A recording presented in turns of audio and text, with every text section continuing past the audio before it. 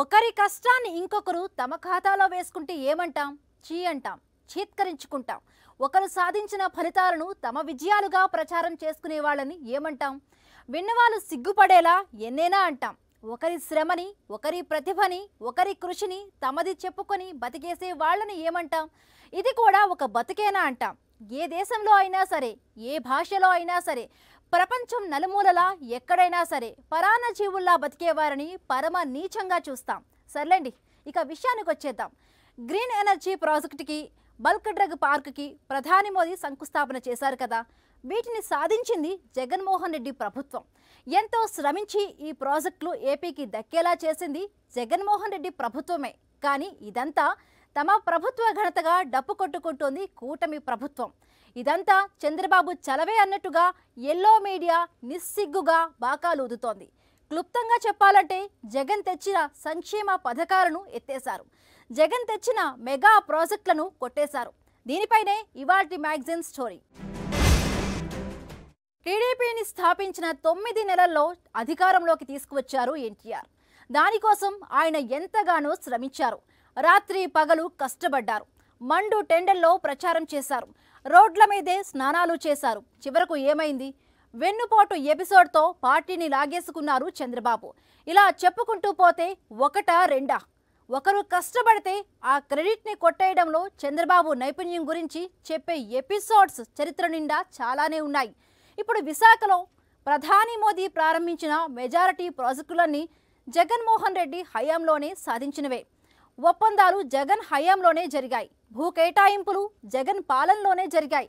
ఇక సదరు సంస్థలు భారీ ప్రాజెక్టులను ప్రారంభిస్తున్నట్టు కూడా జగన్ హయాంలోనే అధికారిక ప్రకటనలు వచ్చాయి. కానీ ఇవన్నీ తామే సాధించినట్లు గొప్పలకు పోతున్నారు చంద్రబాబు అండ్ కో.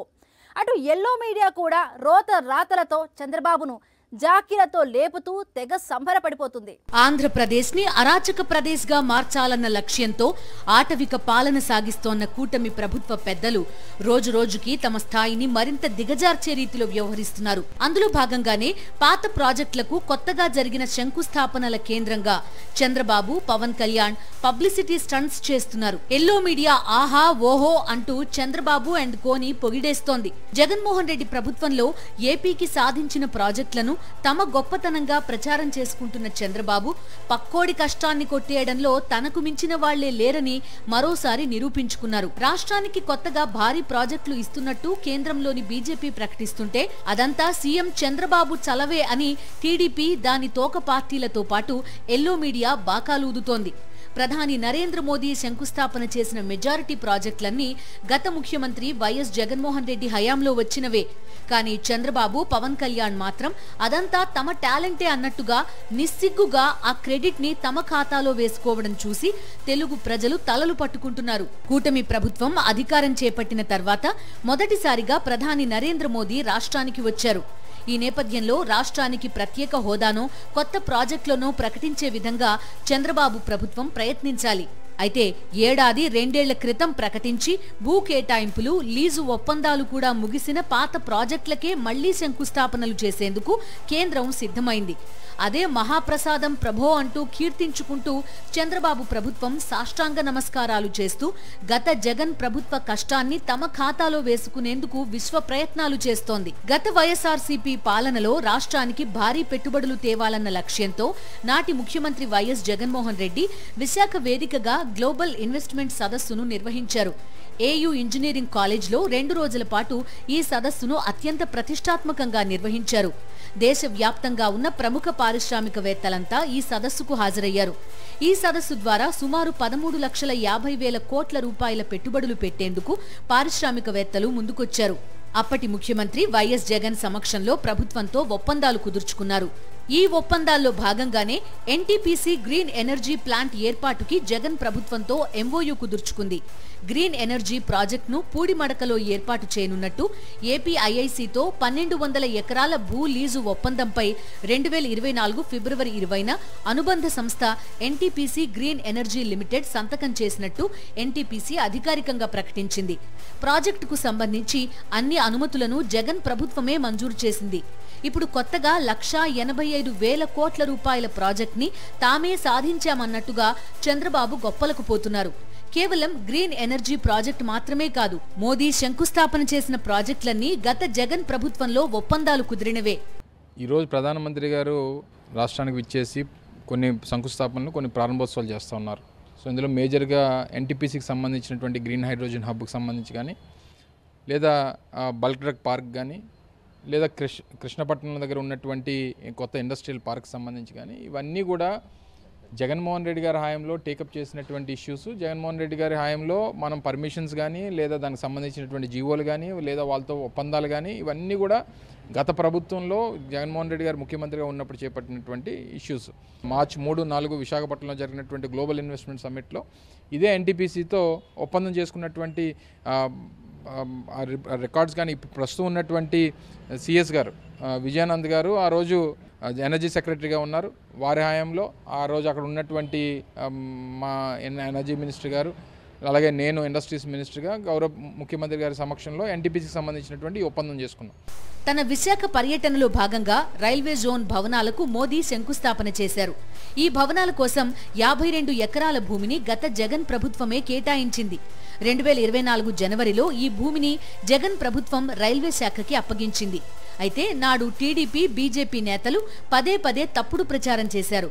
జగన్ సర్కార్ కేటాయించిన భూమి లోతట్టు ప్రాంతంలో ఉందని, నిర్మాణాలకు అనువైనది కాదని, మునిగిపోతుందంటూ ప్రజలను, రైల్వే అధికారులను కూడా భయభ్రాంతులకు గురిచేశారు. అప్పుడు ఇష్టారాజ్యంగా దుష్ప్రచారం చేసిన కూటమి పార్టీల నేతలు ఇప్పుడు ప్లేటు ఫిరాయించారు. ఏ జగన్ ప్రభుత్వం అయితే 52 ఎకరాల భూమిని రైల్వే జోన్ భవనాల కోసం కేటాయించిందో అక్కడే ప్రధాని మోదీ భవనాల నిర్మాణాలకు శంకుస్థాపన చేశారు. కూటమి నేతలకు నిజంగా రాష్ట్ర ప్రయోజనాల పట్ల చిత్తశుద్ధి ఉంటే వాల్తేరు డివిజన్తో కూడిన రైల్వే జోన్ తెచ్చి తమ నిజాయితీ నిరూపించుకోవాలని పరిశీలకులు విశ్లేషిస్తున్నారు. ఇలా చెప్పుకుంటూ పోతే అనేక ఉదాహరణలున్నాయి. జగన్మోహన్ రెడ్డి పాలనలో తెచ్చిన పరిశ్రమలను, రూపొందించిన విధానాలను, తీసుకున్న నిర్ణయాలను తమవిగా చెప్పుకోవడానికి చంద్రబాబు, లోకేష్, పవన్ కళ్యాణ్ పోటీ పడుతున్నారు. అయితే జగన్ పాలనలో 5 ఏళ్ల పాటు సంక్షేమం అంటే ఎలా ఉంటుందో, అభివృద్ధి అంటే ఎలా జరుగుతుందో స్వయంగా అనుభవించిన ఏపీ ప్రజలు Chandrababu and co publicity stunts చూసి చీత్కరించుకుంటున్నారు. ఒక రాష్ట్రం కాదు, 2 రాష్ట్రాలు కాదు, మొత్తం 16 రాష్ట్రాలు బల్క్ డ్రగ్ పార్కు కోసం పోటీ పడ్డాయి, లాబియింగ్ చేశాయి, శక్తి సామర్థ్యాలని ప్రదర్శించాయి. అన్ని రాష్ట్రాలతో పోటీపడి మరి ఏపీలోకి బల్క్ డ్రగ్ పార్క్ని సాధించింది జగన్మోహన్ రెడ్డి ప్రభుత్వం. నాడు ఈ ప్రాజెక్టు మాకు వద్దంటే వద్దంటూ టీడీపీ కీలక నేత మోదీ ప్రభుత్వానికి లేఖలు కూడా రాశారు. ఇప్పుడు ఆ ప్రాజెక్టు తమ ఘనతే అన్నట్టుగా నిస్సిగ్గుగా కూటమి సర్కార్ పోజులు కొడుతూ ఉంటే చంద్రబాబు పాలనలో ఏపీ వెలిగిపోతుందంటూ దిక్కుమాలిన రాతలతో ఎల్లో మీడియా చెలరేగిపోతోంది. జగన్మోహన్ రెడ్డి కష్టాన్ని తన ప్రతిభగా చంద్రబాబు చేస్తోన్న హంగామా చూసి తెలుగు ప్రజలతో పాటు దేశ ప్రజలు కూడా నవ్వుకుంటున్నారు. మోదీ ప్రారంభించిన ప్రాజెక్టులన్నీ జగన్ హయాంలో రాష్ట్రానికి సాధించుకున్నవే. మోదీ ప్రారంభించిన ప్రాజెక్టుల్లో ఒకటైన బల్క్ డ్రగ్ పార్క్ కోసం జగన్ ప్రభుత్వం చాలా ఎఫర్ట్ పెట్టింది. ఔషధాల దిగుమతి తగ్గించుకుని ఫార్మా రంగంలో స్వయం సమృద్ధి సాధించాలన్న లక్ష్యంతో నాడు కేంద్ర ప్రభుత్వం 3 రాష్ట్రాల్లో బల్క్ డ్రగ్ పార్క్లను ఏర్పాటు చేయాలని నిర్ణయించింది.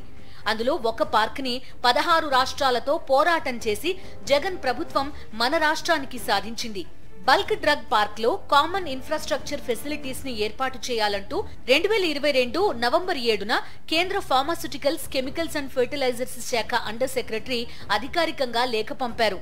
మొత్తం 1,876 కోట్లతో చేపట్టే ఈ ప్రాజెక్టు కోసం మొదటి విడత కింద 223 కోట్ల రూపాయలు మార్చి 2023లో విడుదల చేసింది. వాస్తవాలు ఇలా ఉంటే ఇప్పుడు కొత్తగా రాష్ట్రానికి బల్క్ డ్రగ్ పార్క్ తమ ప్రభుత్వమే సాధించినట్టుగా అటు చంద్రబాబు, ఇటు పవన్ కళ్యాణ్ వ్యవహరించడంపై రాజకీయ వర్గాల్లోనూ జోక్స్ పేలుతున్నాయి. విశాఖపట్నం నక్కపల్లిలో బల్క్ డ్రగ్ పార్క్ పెట్టాలని చెప్పి దానికి ఒక 2,000 కోట్ల రూపాయలు, దగ్గర 1,800 నుంచి 2,000 కోట్ల రూపాయలు కావాలి, అది కేంద్రం నుంచి సపోర్ట్ వస్తుందన్నటువంటి ఉద్దేశంతో 2,000 ఎకరాలు ఇక్కడ కేటాయించడం. దానికి సంబంధించి కూడా ఈ ఎన్టీపీసీకి సంబంధించి ల్యాండ్ యూసేజ్ నేను మంత్రిగా ఉన్నప్పుడు సంతకం పెట్టింది. అలాగే ఆ రోజు ముఖ్యమంత్రిగా జగన్మోహన్ రెడ్డి గారు దానికి ఆ రోజు అప్రూవల్ ఇచ్చారు. తర్వాత ఈ బల్క్ డ్రగ్ పార్క్ సంబంధించినటువంటి విషయంలో కానీ, లేదా కృష్ణపట్నం దగ్గర కొత్తగా ఏర్పాటు చేసినటువంటి ఇండస్ట్రియల్ పార్క్ సంబంధించి కానీ, లేదా ఇప్పుడు రైల్వే జోన్కి సంబంధించి ఆ రోజు పోరాటం చేసింది మేము. వైఎస్ఆర్ కాంగ్రెస్ పార్టీ పోరాటం చేసి సాధించినటువంటిది. జనవరి 2వ తారీఖున రైల్వే జోన్కి సంబంధించినటువంటి ల్యాండ్ అలాట్మెంట్ కూడా ఆ రోజు మా ప్రభుత్వంలో ఇచ్చాం, 2024 జనవరి 2వ తారీఖున. సో ఇందులో మీ తాలూకా ఘనత, మీరు ఏం తీసుకొని వచ్చారు? ఎన్టీపీసీ గ్రీన్ హైడ్రోజన్ హబ్లో మీ పాత్ర ఉందా? బల్క్ డ్రగ్ పార్క్లో మీ ప్రభుత్వ పాత్ర ఉందా? లేదా కృష్ణపట్నంకి సంబంధించి ఇండస్ట్రియల్ కొత్త పార్క్ అభివృద్ధికి సంబంధించినటువంటిలో మీ పాత్ర ఉందా? దేంట్లో వీళ్ళ పాత్ర ఉందో చెప్పాలి. ఏదో సామి చెప్పినట్టు మనం కూడా చెప్పారు, సొమ్ము ఒకటిది సోగు ఒకటిది అన్నటువంటి విధంగా పనేమో జగన్మోహన్ రెడ్డి గారిది, పబ్లిసిటీ ఏమో చంద్రబాబు నాయుడు గారిది. సో ఏదేమైనప్పటికీ ప్రజలు కూడా ఇవన్నీ తెలుసుకోవాలన్నటువంటిది మా తాలూకు ఉద్దేశం. ఈరోజు చేస్తున్నటువంటి ప్రధానమంత్రి గారు చేపడుతున్నటువంటి ఈ కార్యక్రమానికి దీంట్లో అన్ని అప్రూవల్స్ కూడా, అన్ని ప్రాజెక్ట్స్ కూడా జగన్మోహన్ రెడ్డి గారు తీసుకొచ్చినవి అన్నటువంటి విషయాన్ని మరొకసారి మీ ద్వారా ప్రజలకు తెలియజేస్తా ఉన్నాం. 16 రాష్ట్రాలతో పోటీపడి మరీ బల్క్ డ్రగ్ పార్క్ ని జగన్ ప్రభుత్వం రాష్ట్రానికి సాధిస్తే దాన్ని అడ్డుకోవడానికి తీవ్ర ప్రయత్నాలు చేసింది టీడీపీ. ఇప్పుడు జగన్ హయాంలో రాష్ట్రానికి వచ్చిన బల్క్ డ్రగ్ పార్క్ ని నిస్సిగ్గుగా తమ గొప్పతనంగా చెప్పుకుంటున్నారు చంద్రబాబు. ఇదే టీడీపీకి చెందిన యనమల రామకృష్ణుడు ఈ ప్రాజెక్ట్ ని అడ్డుకోవడానికి వరుసగా లేఖాస్త్రాలను సంధించారు. ఈ బల్క్ డ్రగ్ పార్క్ వల్ల రైతులు, మత్స్యకారుల జీవనోపాధి దెబ్బతింటుందని, తీవ్ర పర్యావరణ కాలుష్యం ఏర్పడుతుందని, ఈ ప్రాజెక్టుని రద్దు చేయాలని కోరుతూ జాతీయ హరిత ట్రిబ్యునల్ చైర్మన్ కి, చెన్నైలోని ఎన్జీటీ సదర్న్ జోనల్ కార్యాలయానికి, ఏపీ కాలుష్య నియంత్రణ మండలికి, కేంద్ర రసాయనాలు, ఎరువుల శాఖకి లేఖలు రాశారు యనమల రామకృష్ణుడు. చంద్రబాబుకి యనమల ఎంత సన్నిహిత నాయకుడో చెప్పక్కర్లేదు. బల్క్ డ్రగ్ పార్క్ కోసం చివరిదాకా తీవ్రంగా ప్రయత్నించి తెలంగాణ రాష్ట్రం విఫలమైంది. దీంతో నాటి తెలంగాణ మంత్రి కేటీఆర్ మోదీ మీద ఆగ్రహం కూడా వ్యక్తం చేశారు. ఇంత పోటీలో ఏపీకి జగన్ ప్రభుత్వం బల్క్ డ్రగ్ పార్క్ ని సాధిస్తే దాన్ని అడ్డుకోవడానికి యనమల చేత లేఖలు రాయించిన చంద్రబాబు ఇప్పుడు ఆ బల్క్ డ్రగ్ పార్క్ తన కృషి ఫలితమే అన్నట్టుగా గొప్పలకు పోతున్నారు. 7 నెలల పాలనలో రాష్ట్రంలో సంక్షేమం, అభివృద్ధి జాడ లేకుండా చేయడంలో ఘన విజయం సాధించారు చంద్రబాబు, పవన్ కళ్యాణ్. ఇక శాంతి భద్రతల గురించి ఎంత తక్కువ మాట్లాడుకుంటే అంత మంచిది. చివరికి భావ ప్రకటన స్వేచ్ఛ గొంతు నొక్కడానికి కూడా చంద్రబాబు వెనకాడలేదు. అంబేద్కర్ రాజ్యాంగాన్ని అపహాస్యం చేస్తూ రెడ్ బుక్ రాజ్యాంగానికి పెద్దపీట వేశారు. చివరికి 7 నెలల పాలనలో చంద్రబాబు సాధించిందేంటంటే జగన్ హయాంలో ప్రారంభించిన సంక్షేమ పథకాలను ఎత్తేసి జగన్ హయాంలో సాధించిన అభివృద్ధి పథకాలను, ప్రాజెక్టులను కొట్టేయడమే అని పరిశీలకులు విశ్లేషిస్తున్నారు. తాము ప్రతిపక్షంలో ఉన్నప్పుడు విశాఖ ఉక్కును ప్రైవేటు పరం కానివ్వమన్నారు. ఎన్నికల ప్రచారంలో తమను గెలిపిస్తే ఆంధ్రుల హక్కును కాపాడేస్తామని నమ్మబలికారు. తీరా అధికారంలోకి వచ్చాక ఏం చేస్తున్నారు? విశాఖ ఉక్కును నిర్వీర్యం చేసేస్తూ ఉంటే తమకేమీ పట్టనట్లు చంద్రబాబు నాయుడు, పవన్ కళ్యాణ్లు తమాషా చేస్తున్నారు. కార్మికులను నట్టేట ముంచేసి వినోదం చూస్తున్నారు. కేంద్రంలో బీజేపీ నేతృత్వంలోని ఎన్డీఏ కూటమి అధికారంలో కొనసాగాలంటే టీడీపీ మద్దతు తప్పనిసరి. ఈ అవకాశాన్ని సద్వినియోగం చేసుకుని విశాఖ ఉక్కు ప్రైవేటీకరణని టీడీపీ అడ్డుకోవాలని కార్మికులు డిమాండ్ చేస్తున్నారు. ఇక చంద్రబాబు, పవన్ కళ్యాణ్ మాత్రం ఎప్పటిలానే తమ బుద్ధిని ప్రదర్శిస్తూ విశాఖ ఉక్కు కార్మికులను మాత్రమే కాదు ఏపీ ప్రజలను మోసం చేస్తున్నారు. జగన్ ప్రభుత్వంలో సాధించిన ప్రాజెక్టులను తమ ఘనకార్యాలుగా గొప్పలు చెప్పుకుంటోన్న చంద్రబాబు, పవన్ కళ్యాణ్ విశాఖ ఉక్కు కార్మికుల నెత్తిన చేతులు పెట్టేశారు.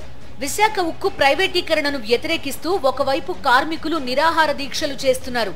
విశాఖ ఉక్కు కర్మాగారాన్ని ప్రైవేటీకరించమని ప్రధాని మోదీ చేత ప్రకటన చేయించాలని కార్మికులు డిమాండ్ చేస్తూ వస్తున్నారు. ఆ మాటకొస్తే ఇది కార్మికుల డిమాండ్ మాత్రమే కాదు, తెలుగు ప్రజలందరి డిమాండ్. అయితే చంద్రబాబు, పవన్ కళ్యాణ్ విశాఖ ఉక్కు కర్మాగారం గురించి ఒక్క మాట అంటే ఒక్క మాట కూడా మాట్లాడలేదు. కేంద్రంలో ఎన్డీఏ ప్రభుత్వం టీడీపీ మద్దతుతోనే నడుస్తోంది. ఈ అవకాశాన్ని వాడుకుని విశాఖ ఉక్కు ప్రైవేటీకరణని అడ్డుకునే సామర్థ్యం ఉన్నా చంద్రబాబు, పవన్ కళ్యాణ్ ఆ దిశగా ఎలాంటి ప్రయత్నాలు చేయలేదు. పైగా అదే విశాఖ సభలో మిట్టల్ స్టీల్ ప్లాంట్ కి ఐరన్ ఓర్ పైప్ లైన్ ద్వారా ఇవ్వాలని తాను ప్రధానిని అడిగానని ప్రజలకు చెప్పుకొచ్చారు చంద్రబాబు. మిట్టల్ స్టీల్ ప్లాంట్ కి ఐరన్ ఓర్ కోసం మోదీకి చంద్రబాబు చేసిన విజ్ఞప్తులు చూసి తెలుగు ప్రజలంతా రగిలిపోతున్నారు. జగన్మోహన్ రెడ్డి సీఎంగా ఉన్న సమయంలో విశాఖ ఉక్కును ప్రైవేటీకరించడానికి వీల్లేదని, స్టీల్ ప్లాంట్ సమర్థవంతంగా పనిచేస్తోందని, దానికి క్యాప్టివ్ మైన్స్ కేటాయిస్తే లాభాల బాటలో పయనిస్తుందని ముఖ్యమంత్రి జగన్మోహన్ రెడ్డి కేంద్ర ప్రభుత్వానికి లేఖ రాశారు. స్టీల్ ప్లాంట్ కార్మిక సంఘాలు నాడు తలపెట్టిన ఆందోళనలకు వైఎస్ఆర్ కాంగ్రెస్ పార్టీ మద్దతిచ్చింది. నాడు ప్రతిపక్ష నేతగా చంద్రబాబు నాయుడు విశాఖ ఉక్కును కాపాడుకుని తీరతామని కార్మికులకు భరోసా ఇచ్చారు. అందరం కలిసి కాపాడుకుంటామా లేదా అని అడుగుతున్నా. ఇప్పుడు చెప్పండి, కాపాడుకుంటాం కలిసి పోరాడతాం అందరం ఒకటవుతాం, సంఘటన శక్తిగా తయారవుతాం. విశాఖపట్నం ఉక్కు అనేది మన ఆత్మ. విశాఖ ఉక్కు ఎంతో మంది ప్రాణ త్యాగాలు. విశాఖపట్నం ఉక్కు.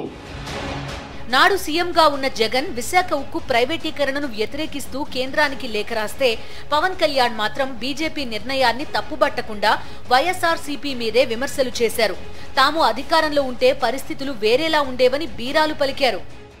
నిర్వాసితులు కానీ, స్టీల్ పరిశ్రమ కార్మిక సంఘాల నాయకులు కానీ, కార్మికులు కానీ ఈ రోజున రోడ్ల మీద కూర్చోవాల్సిన అవసరం లేదు.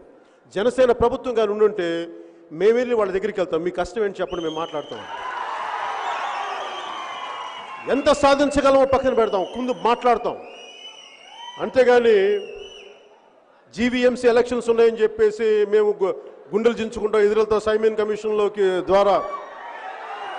సైమన్ కమిషన్కి ప్రకాశం పంతులు గారు ఎదురెళ్ళినట్టుగా మేము అట్లా ఎదురెళ్తాం. ఈ పిచ్చి కథలు కాకుండా ఎలక్షన్ టైంలో మేము విశాఖ ఉక్కును పరిరక్షిస్తామని తిరుగుతారు, ఎలక్షన్ అయిపోయి మర్చిపోతారు. తాము అధికారంలో ఉంటే విశాఖ ఉక్కు ప్రైవేటీకరణని అడ్డుకుని తీరేవాళ్లమని తెగ బీరాలు పలికిన పవన్ కళ్యాణ్ కేంద్రం స్టీల్ ప్లాంట్ ని ప్రైవేటీకరిస్తామని అంటుంటే పార్లమెంట్లో కనీసం ప్లకార్డులు పట్టుకుని నిరసన తెలిపే ధైర్యం కూడా లేదని ఆవేశపడిపోయారు. చేతగాని వ్యక్తులు చట్టసభలో కూర్చోవడం దేనికి? క్షమించాలి వాళ్ళని. చేతగాని వ్యక్తులను చాలా నొచ్చుకుంటారు వాళ్ళు. సరే మీరు చేతగాని వాళ్ళు కాదు నిరూపించుకోండి. కనీసం పార్లమెంటు సమావేశాలు జరుగుతున్న ఇంకొక వారం రోజులు జరగబోతా ఉన్నాయి. ఈ వారం రోజుల కనీసం 22 మంది ఎంపీలకి వైసీపీ నాయకత్వానికి నిజంగా చిత్తశుద్ధి ఉంటే, వైసీపీ ఎంపీలకి నిజంగా చిత్తశుద్ధిగానే ఉంటే ఏం చేయక్కర్లేదు. మీరు అరవక్కర్లా, తిట్టక్కర్లా, తిమ్మక్కర్లా. నిజంగా మీకు రాష్ట్ర ప్రయోజనాల్ని మేము నిలబడతాం, స్టీల్ ప్లాంట్ ప్రైవేటీకరణ అడ్డుకుంటామని కనీసం ఈ ప్లే కార్డ్ పట్టుకోగలరా? అంత దమ్ముందా మీకు పార్లమెంట్లో?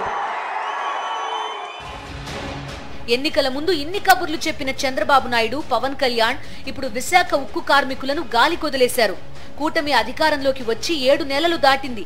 ఈ 7 నెలల్లోనూ విశాఖ కార్మికులు నిరాటంకంగా ఆందోళనలు చేస్తూనే ఉన్నారు.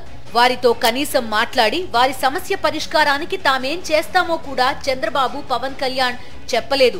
ఇప్పుడు స్వయంగా ప్రధాని మోదీ విశాఖ పర్యటనకి వస్తే విశాఖ ఉక్కుని ప్రైవేటీకరించొద్దని ఒక్క మాట ఆయనతో చెప్పలేకపోయారు. దీంతో విశాఖ ఉక్కు కర్మాగారం ప్రైవేటీకరణకి చంద్రబాబు ప్రభుత్వ సంపూర్ణ మద్దతు ఉందన్న నిజం బయటపడిపోయిందని పరిశీలకులు విశ్లేషిస్తున్నారు. చంద్రబాబు, పవన్ కళ్యాణ్ తమకు నమ్మక ద్రోహం చేశారంటూ విశాఖ ఉక్కు కార్మికులు బగ్గుమంటున్నారు. విశాఖ ఉక్కు ప్రైవేటీకరణని అడ్డుకుని తీరుతామని, కూటమి సర్కార్ కుట్రలను భగ్నం చేస్తామని తేల్చి చెబుతున్నారు.